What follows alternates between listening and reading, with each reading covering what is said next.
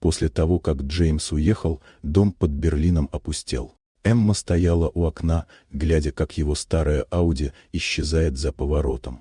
Она знала, это конец, не ссора и не пауза. Когда мотор стих, тишина сдавила стены, и воздух стал тяжелым.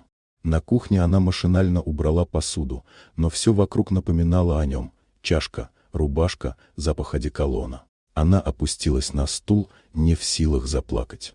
Вдруг тихий стук. На пороге стоял Алекс, сын Джеймса от первого брака. «Я слышал, отец уехал», — сказал он. «Вам не нужна помощь?» «Заходи», — ответила Эмма.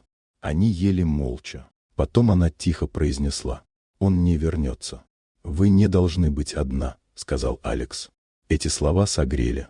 Ночью, когда дом скрипел от ветра, Эмма не спала. Услышав шорох, вскрикнула, и в дверях появился Алекс. «Вы закричали. Все в порядке?» Она кивнула. «Просто сон». Он подошел ближе, положил руку ей на плечо. «Все хорошо. Я рядом». От этого прикосновения в груди дрогнуло что-то забытое. Утром Алекс уже ставил чайник. Он рассказывал о работе, мечтах, о том, что хочет открыть мастерскую. Эмма слушала и ловила себя на мысли, что впервые за долгое время улыбается.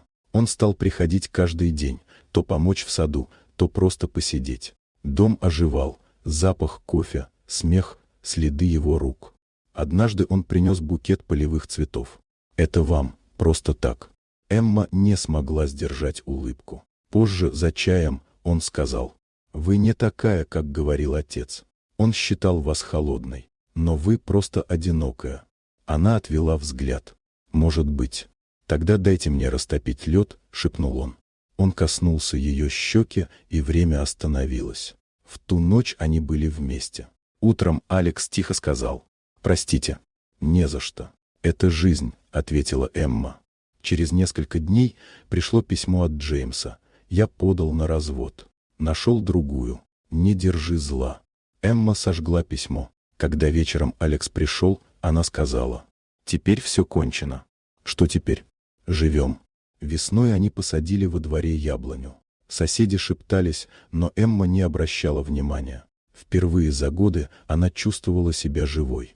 А потом на пороге появился Джеймс, постаревший, с бутылкой вина. «Эмма, я ошибся. Верни меня домой». Она стояла спокойно. В кухню вышел Алекс. Джеймс побледнел. «Что это значит?» «Это значит», — ответила Эмма, — «что теперь я не одна». Он ушел, не сказав ни слова. Эмма подошла к окну, глядя, как ветер качает ветви молодой яблони. Теперь в доме снова звучал смех, не из привычки, а настоящий.